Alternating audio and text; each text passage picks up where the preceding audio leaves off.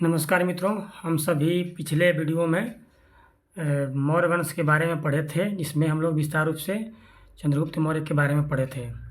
ठीक है, तो इस वाले वीडियो में हम सभी बिंदुसार के बारे में पढ़ेंगे और अशोक के बारे में पढ़ेंगे। तो आप सभी को पता होगा कि चंद्रगुप्त मौर्य का जो उत्तराधिकारी था वो बिंदुसार था। तो बिंदुसार के बारे में हम लोग पढ़ेंगे। ठीक है, बिंदुसार जो है ये उत्तराधिकारी है चंद्रगुप्त मौर्य का, अर्थात उनका पुत्र था, जो कि 298 ईसा पूर्व में मगध की राजगद्दी पर बैठता है। इनकी माता का नाम दुर्धरा थी। ठीक है, बिंदुसार आजीवक संप्रदाय को मानता था। आप सभी को याद रखना है कि जो चंद्रगुप्त थे वो जैन धर्म को मानते थे और बिंदुसार आजीवक संप्रदाय को, और जो अशोक के बारे में हम लोग पढ़ेंगे वो बुद्ध धर्म को मानने लगते हैं।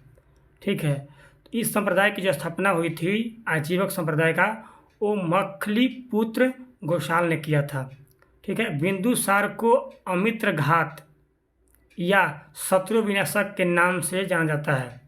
ठीक है, बिंदुसार को वायु पुराण में भद्रसार या वारिसार कहा गया है, जबकि जैन ग्रंथ में सिंहसेन कहा गया है।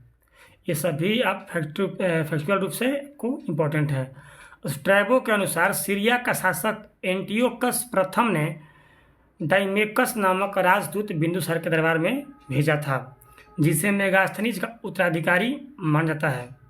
मतलब कि मेगास्थनीज जो था चंद्रगुप्त मौर्य के दरबार में रहता था। ठीक है, लेकिन उसके आगे वाला जो राजदूत था वो डाइमेकस नामक राजदूत को भेजा गया था सीरिया के शासक द्वारा। बिंदुसार सीरिया के शासक एंटियोकस प्रथम से सखी अंजीर, अंगूरी मदिरा और एक दार्शनिक की मांग किया था। ठीक है, बिंदुसार जो है सीरिया के शासक से 3 चीज़ मांग किए थे। क्या क्या? सखी अंजीर, अंगूरी मदिरा और एक दार्शनिक फिलोसफर की मांग की थी।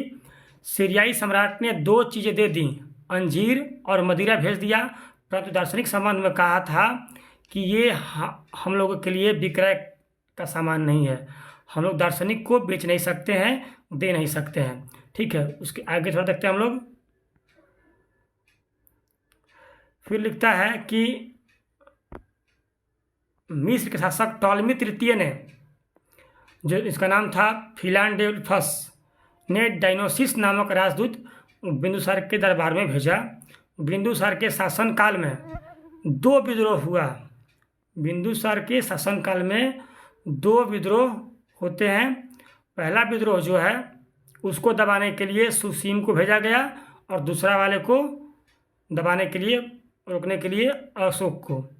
बिंदुसार के शासनकाल में भी चाणक्य ही प्रधानमंत्री थे। ये याद रखिएगा कि जो चाणक्य थे वो बिंदुसार के काल में भी थे और चंद्रगुप्त मौर्य के काल में तो थे ही। दिव्यावदान से ज्ञात होता है, दिव्यावदान जो है ये एक बौद्ध धर्म का एक ग्रंथ है। ठीक है, तो दिव्यावदान जो है उसकी राजसभा, उससे ज्ञात होता है कि बिंदुसार की राजसभा में आजीवक संप्रदाय का एक ज्योतिषी पिंगल वत्स निवास करता था। पिंगल वत्स। अब आते हैं हम लोग अशोक के बारे में। अशोक के बारे में थोड़ा ज़्यादा डिटेल से हम लोग को जानना है, क्योंकि ये सबसे महान शासक हुए थे। इनके बारे में कुछ रिकॉर्ड्स भी हैं, वो भी देखेंगे हम लोग। अशोक जो थे 273 से 232 ईसा पूर्व तक उन्होंने शासन किया था।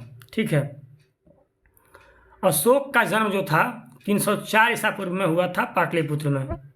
इनकी माता का नाम सुभद्रांगी था, जिसे धर्मा के नाम से भी जाना जाता था। इनकी माता का नाम सुभद्रांगी, उसको धर्मा भी नाम से जाना जाता था। जबकि अशोक के पिता बिंदुसार थे, यानी चंद्रगुप्त के ये पौत्र थे। अशोक का वास्तविक राज्याभिषेक 269 ईसा पूर्व में हुआ। 269 ईसा पूर्व में। इससे पहले अशोक उज्जैन का राज्यपाल के पद पर नियुक्त थे। सभी मौर्य शासकों में सबसे महान अशोक थे, इसीलिए अशोक के नाम के साथ महान भी लगता है। सिंहली अनुश्रुति के अनुसार अशोक ने अपने 99 भाइयों की हत्या करके सिंहासन प्राप्त किया था। अब कोई पूछेगा आपसे कि 99 भाइयों की हत्या करके ये सिंहासन प्राप्त किए थे, ये किसके अनुसार, या तो बोलेंगे हम लोग सिंहली अनुश्रुति के अनुसार। ठीक है। अशोक के उसके अभिलेखों में सामान्यतः देवनाम प्रियदर्शनी कहा गया है। ठीक है। फिर अशोक का नाम का उल्लेख मध्य प्रदेश के गुर्जरा, कर्नाटक के मास्की, नेटूर और उद्देगोलम अभिलेख में मिलता है। यह अशोक का नाम यहाँ मिलता है। मध्य प्रदेश के गुर्जरा, कर्नाटक के मास्की, नेटूर और उद्देगोलम अभिलेख में मिलता है। पुराणों में उसे अशोकवर्धन कहा गया है और दीपवंश में करमोली कहा गया है। ठीक है। तो ये सब दीपवंश भी ग्रंथ है एक, ठीक है ना, उसमें करमोली कहा गया है अशोक का बहुत सारे नाम है, अशोकवर्धन भी नाम है और दीपवंश में इनको करमोली कहा गया है। ठीक है। अब हम आगे देखते हैं हम लोग।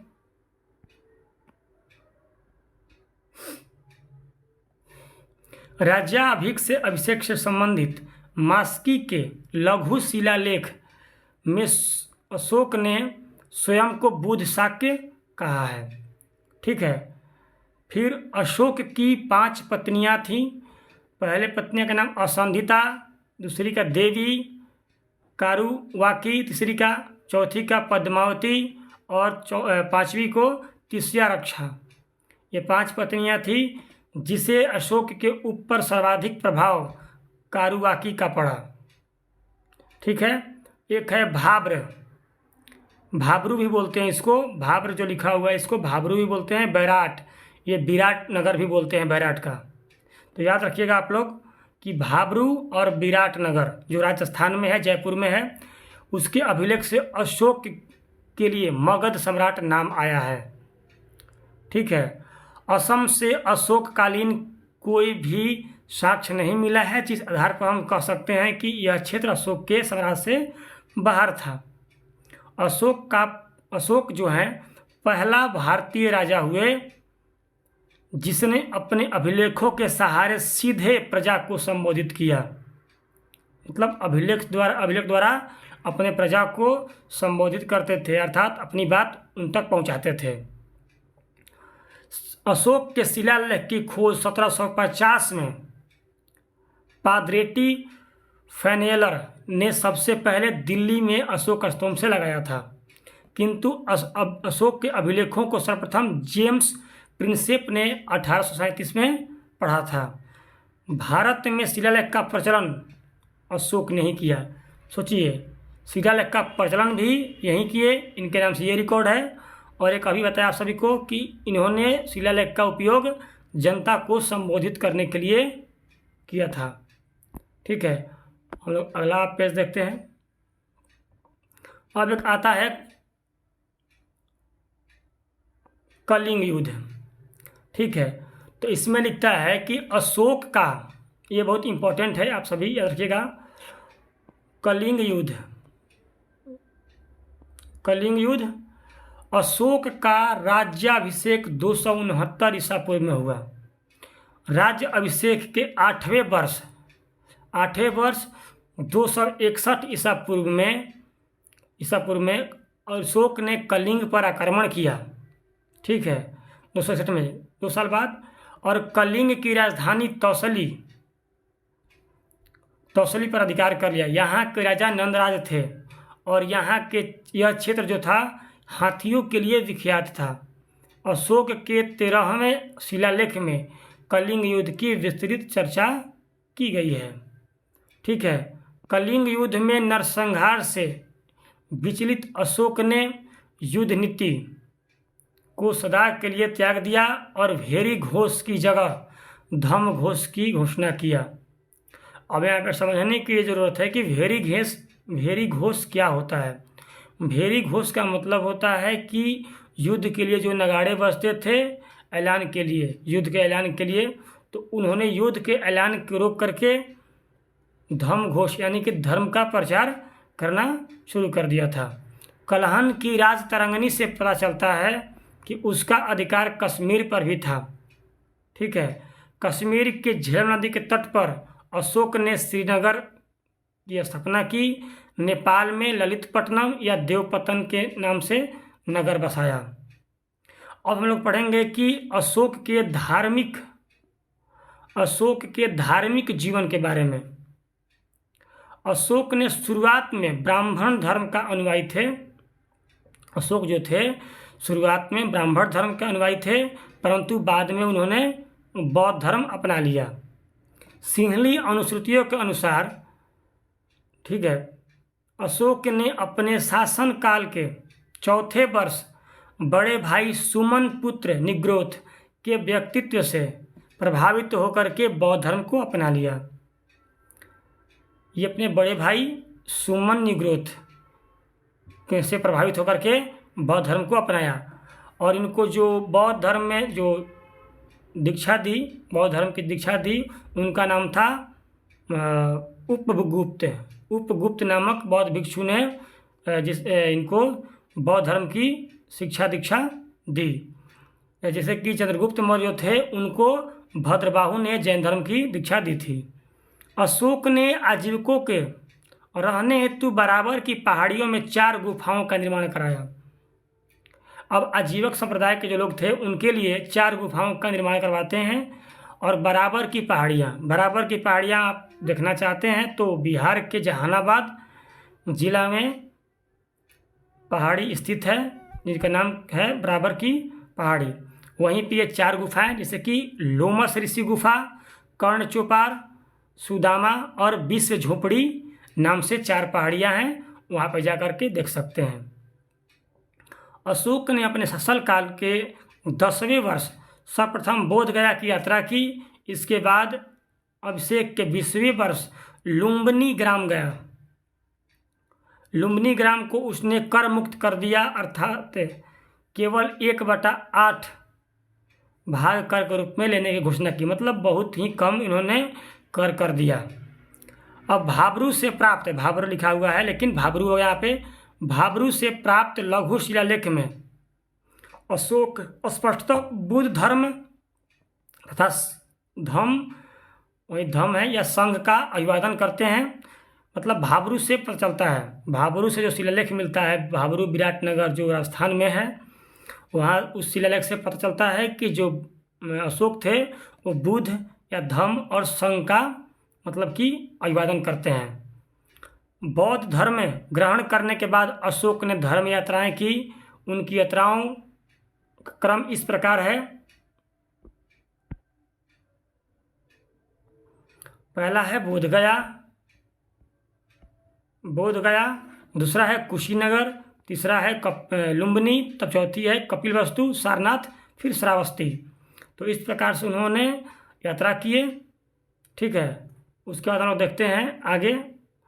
अशोक द्वारा भेजे गए धर्म प्रचारक, जो अशोक जो हैं वो अपने धर्म मतलब कि बौद्ध धर्म को प्रचार करने के लिए अलग अलग जगहों पर अपने धर्म प्रचारक भेजे थे। जैसे कि महेंद्र और संघमित्रा, इन दोनों को भेजते हैं श्रीलंका कि जाओ बुद्ध धर्म का प्रचार करो। फिर महाधर्म रक्षित महाराष्ट्र में भेजते हैं उसको। सोना और उत्तरा को सुवर्ण भूमि का मतलब यहाँ पे यह है कि जो जावा सुमात्रा जो है उस एरिया को बोला जाता था उस समय सुवर्ण भूमि। महारक्षित को यमन देश, ठीक है। महादेव को महिष मंडल मैसूर में। मंझम को हिमालयवर्ती देश में भेजते हैं, और एक मंझांतिक को कश्मीर और गंधार में भेजते हैं। ठीक है, तो ये सब आप लोग को याद रखना बहुत ही जरूरी है। अशोक का जो धम्म है, अशोक ने अपनी प्रजा के नैतिक उत्थान के लिए जिन नियमों का संहिता प्रस्तुत की उसे उसको अभिलेख में धम्म कहा गया है। धम्म क्या हो गया? एक नियमों का संहिता है जिसमें नैतिक उत्थान के लिए किया गया है। ठीक है, अब हम लोग आगे वाले पेज पर देखते हैं।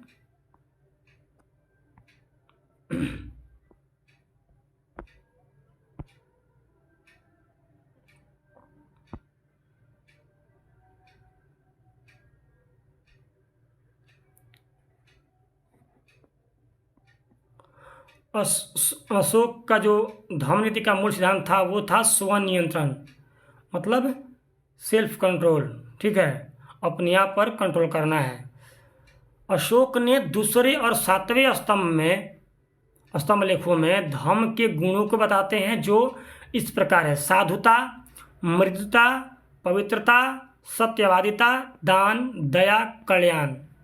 समझ लीजिए, ये जो हैं उनके जो दूसरे और सातवें स्तंभ लेख हैं उनमें इन्होंने बताया है कि साधुता रूप को धारण करना चाहिए, मृदुता मतलब कि किसी भी आदमी के लिए हमेशा दया का भावना रखना चाहिए, मुलायम भावना रखना चाहिए और थोड़ा सा नम्र होना चाहिए। पवित्रता और सत्यवादिता, हमेशा सच बोलनी चाहिए, सत्य बोलना चाहिए। दान करना चाहिए और दया दृष्टि रखना चाहिए। और कल्याण, और प्रजा को कल्याण, चाहे किसी भी व्यक्ति को कल्याण की दृष्टि से रखना चाहिए। उसके बाद आता है अशोक के अभिलेख। हम लोग आप पढ़ेंगे अशोक के अभिलेख के बारे में। जो अशोक के जो अभिलेख हैं, आप याद रखिए कि भारत में शिलालेख का प्रचलन जो है, अभिलेख का जो प्रचलन जो है सर्वप्रथम अशोक ने ही किया था। वह पहला शासक हैं जिन्होंने अभिलेखों के द्वारा जनता को संबोधित किया। ठीक है, अशोक ने अभिलेखों का विभाजन निम्नलिखित वर्गों में किया है। पहला है शिलालेख, दूसरा है स्तंभलेख, तीसरा है गुहालेख। गुहालेख मतलब गुफाओं में जो लिखा जाता है उसको। आप जाइएगा बराबर की पहाड़ियाँ पर तो उसमें गुफा के अंदर लिखा हुआ रहता है। शिलालेख जो होता है दो तरह के होते हैं, एक होता है बृहद शिलालेख और लघु शिलालेख। और स्तंभ लेख में भी दीर्घ स्तंभ लेख और लघु स्तंभ लेख, इस साइज पर डिपेंड करता है। और गुहा लेख का मतलब होता है गुफाओं में उत्कीर्ण लेख है, मतलब कि उसमें खोद करके लिखा जाता है। अब अशोक के बृहद शिलालेखों की संख्या जो है 14 है। देखिए, अब इस बहुत ही इंपॉर्टेंट है परीक्षा की दृष्टि से। 14 प्रकार के इनकी शिलालेख है। ठीक है, तो जैसे पहला है इसमें कि पहला शिलालेख में पशु बलि की निंदा जो है इसमें की जाती है।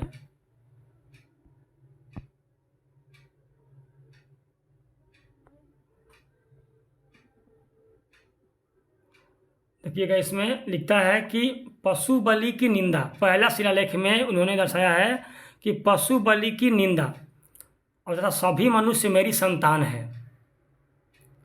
मतलब ये दया की भावना दिखाते हैं कि किसी भी पशु को बलि नहीं चढ़ाना चाहिए और सभी जो मनुष्य हैं हमारी संतान के जैसे हैं। ठीक है, दूसरा शिलालेख में उन्होंने कहा शिलालेख में कि पशु चिकित्सा, मानव चिकित्सा, लोक कल्याणकारी कार्य तथा चोल, पांडे और सत्यपुत्र और केरल पुत्र पर चर्चा। ठीक है, तो ये जो दूसरा शिलालेख जो है वो मुख्य रूप से ये किसी भी जीव को कल्याण की भावना से प्रेरित है। ठीक है, पशु चिकित्सा, मानव चिकित्सा और लोक कल्याणकारी कार्य के लिए। तीसरा जो शिलालेख है, राजकीय अधिकारियों को प्रत्येक 5 वर्ष दौरा करने का आदेश। मतलब कि 5वें वर्ष, प्रत्येक 5वें वर्ष, मतलब कि जो शिलालेख जो तीसरा जो है उसमें यह दर्शाया गया है कि राज्य के जो अधिकारी थे उनको ये दर्शाया गया है कि आपको हर अपना जो काम करने का जो ये था 5वें वर्ष जाकर के अपने अपने क्षेत्रों में आपको दौरा करना है। ये जो था अधिकारियों के लिए आदेश था। चौथा जो शिलालेख था उसमें भेरी घोष की जगह धम्म घोष। अभी आप सभी को बताया कि जो नगाड़ा बजते थे युद्ध के लिए, उसके जगह पे अब धर्म के प्रचार के लिए नगाड़ा बजवाना शुरू किए। चौथा जो है धर्म के बढ़ावा देने के लिए चौथा शिलालेख लिखा गया था। 5वां शिलालेख जो है धम्म महामात्र की नियुक्ति और मौर्यकालीन समाज और वर्ण व्यवस्था का उल्लेख मिलता है। उसमें धम्म महामात्र की नियुक्ति किया जाता है और फिर उसके बाद मौर्यकालीन समाज और वर्ण व्यवस्था का उल्लेख मिलता है उस समय का। छठा जो शिलालेख है उसमें आत्मनियंत्रण की शिक्षा दी गई है, मतलब कि वहीं सेल्फ कंट्रोल की शिक्षा दी गई है, बताई गई है। 7वां जो शिलालेख है उसमें सभी संप्रदायों के लिए सहिष्णुता की बात की गई है, मतलब कि सभी संप्रदाय जो है सभी के लिए एक तरह से सहिष्णुता मतलब कि भाईचारे के संबंध रखना चाहिए। फिर 8वां जो शिलालेख है सम्राट की धर्म यात्राओं का उल्लेख करता है तथा बोध गया के भ्रमण का उल्लेख भी किया गया था उसमें 8वें में। अब आते हैं 9वां शिलालेख में धम्म समारोह की चर्चा, सच्ची भेंट और शिष्टाचार का उल्लेख मिलता है। ये बहुत इंपॉर्टेंट है। धम्म समारोह की चर्चा और सच्ची भेंट और शिष्टाचार का उल्लेख मिलता है। 10वां जो है शिलालेख इसमें अशोक ने आदेश दिया था कि राजा तथा उच्च अधिकारी हमेशा प्रजा के हित में सोचे, कि राजा को हमेशा प्रजा के हित में सोचना चाहिए और अधिकारी जो भी हैं उच्च अधिकारी जो हैं वो भी प्रजा के हित में ही सोचें। ठीक है। अब हम लोग आते हैं 11वां में। तो 11वां शिलालेख में जो है धम्म की नीति की व्यवस्था, धम्म नीति की व्यवस्था 11वां शिलालेख में किया गया था। ठीक है। 12वां शिलालेख में सर्व धम्म समभाव और स्त्री महामात्र की चर्चा, मतलब इसमें जो है समभाव या स्त्री महामात्र की चर्चा की गई है। इसमें समभाव मतलब सभी से बराबर भाव रखना है। 13वां शिलालेख में कलिंग युद्ध का वर्णन कर देता है और पड़ोसी राज्यों का भी वर्णन किया गया है।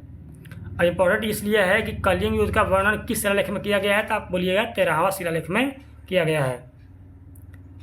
अब 14वां लास्ट जो शिलालेख था उनका अशोक ने जनता को धार्मिक जीवन बिताने के लिए प्रेरित किया था कि आप सभी धार्मिक मतलब धर्म के अनुसार जीवन को व्यतीत करें। ठीक है। अब हम लोग आगे आते हैं पेज नंबर 8 पर।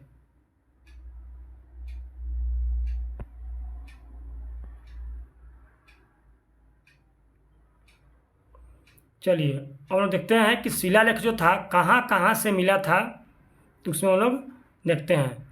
जो आपको शाहबाज गद्दी जो शिलालेख था वो पेशावर पाकिस्तान में मिला है। ठीक है। मानसेहरा नामक जो शिलालेख है वो हजारा, वो भी पाकिस्तान में मिला है। कालसी नामक जो शिलालेख है वो देहरादून उत्तराखंड से मिला है। चौथा जो है गिरनार, तो गिरनार जो है ये शिलालेख जूनागढ़ गुजरात से मिला है। धौली जो है पुरी जो है उड़ीसा में जगह है वहाँ से मिला है। जौगद गंजाम उड़ीसा से मिला है। सुपारा थाने महाराष्ट्र, सुपारा जो है हमेशा परीक्षा में एग्जाम में आता रहता है, तो सुपारा जो है ये थाने एक जगह है। ठीक है। महाराष्ट्र में वहीं से मिला है। मास्की भी इम्पोर्टेंट है, तो मास्की जो है रायचर कर्नाटक से मिला हुआ है। गुर्जरा जो है दत्ती मध्य प्रदेश में मिला हुआ है। ब्रह्मगिरी ये भी परीक्षा में आया हुआ है पहले, तो ब्रह्मगिरी जो है मैसूर कर्नाटक में मिला है। और भाबरू अभी पता है आप सभी को, भाबरू जो जगह है वो राजस्थान में है। बैराट, इसको विराट भी बोलते हैं अभी नया समय में अभी आधुनिक समय में विराट नगर से नाम से जानते हैं। अरोरा जो है ये मिर्ज़ापुर, आप सभी को पता है मिर्ज़ापुर उत्तर प्रदेश में है। सासाराम जो है शिलालेख ये बिहार में है। और एक होता है एरगुड़ी जो कुर्नूल आंध्र प्रदेश में है। तो ये सभी जो हैं शिलालेख जो हैं इसका जगह है, प्राप्ति स्थल है। ठीक है। अब एक आते हैं अशोक के दीर्घ स्तंभ लेखों की जो संख्या है 7 है, जो 6 जिसमें जो है 6 जो है भिन्न भिन्न स्थानों से प्राप्त हुए हैं।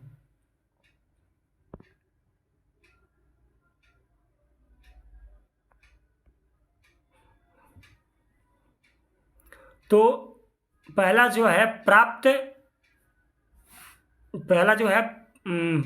हुआ है वो प्रयाग स्तंभ लेख ये जो है यह पहले कौशाम्बी में स्थित था। इस स्तंभ का लेख को अकबर ने इलाहाबाद के किले में स्थापित करवाया। ठीक है। प्रयाग स्तंभ लेख जो है ये कौशाम्बी में था, लेकिन अकबर ने इसे इलाहाबाद के किले में स्थापित करवा दिया। एक है दूसरा जो है स्तंभ लेख वो दीर्घ स्तंभ लेख है दिल्ली टोपरा जो हरियाणा में पड़ता है।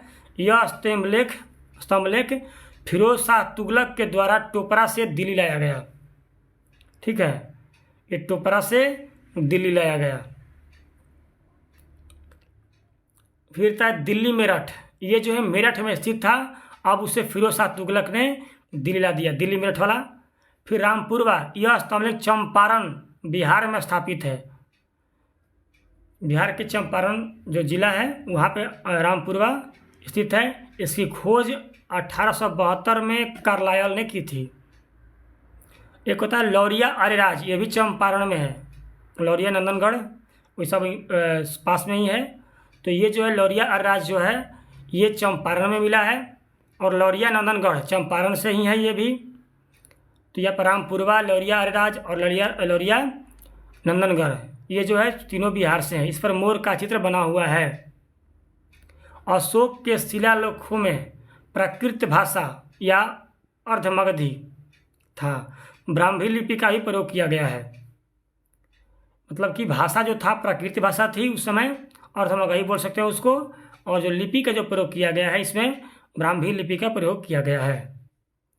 केवल 2 अभिलेख शहबाज गद्दी और मानसेहरा जो है खरोष्ठ लिपि में प्रयोग किया गया है। याद रखिएगा कि इसमें से एक नोट है जो आप सभी को पिछले पेज में आपने बताया था अभी।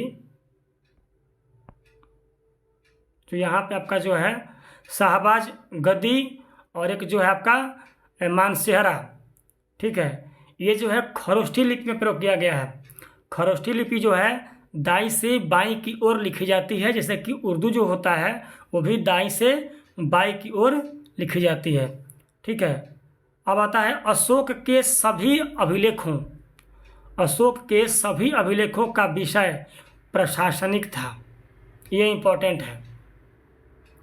जबकि रूमीदई अभिलेख जो था बहुत छोटा अभिलेख है, उसका विषय आर्थिक था। याद रखिएगा कि हमेशा की रूमीदई अभिलेख किससे संबंधित था, तो आप बोलिएगा आर्थिक विषय से। एक आता है कौशाम्बी तथा प्रयाग के स्तंभलेखों में अशोक की रानी कारुवाकी के द्वारा दिए जाने वाले दान का उल्लेख है। जो कौशाम्बी और प्रयाग जो स्तंभ लेख है जो ऊपर अकबर ने इलाहाबाद के किले में स्थापित करवा दिया, तो उसमें अशोक की जो रानी थी कारुवाकी उनके द्वारा दिए गए दान का उल्लेख है, इसीलिए इसे रानी का अभिलेख भी कहा जाता है। ये इम्पोर्टेंट है, ठीक है। तो जो प्रयाग स्तंभ लेख जो है इसको हम लोग कह सकते हैं कि रानी का अभिलेख भी इसे कहा जाता है। और फिर एक आता है अशोक का सार एक कुन्ना, उसको कंधार भी बोलते हैं। अभिलेख ग्रीक या अरमाइक भाषाओं में प्राप्त हुआ है, ठीक है। तो चलिए अभी इतना ही, ये आपका पार्ट 2 है।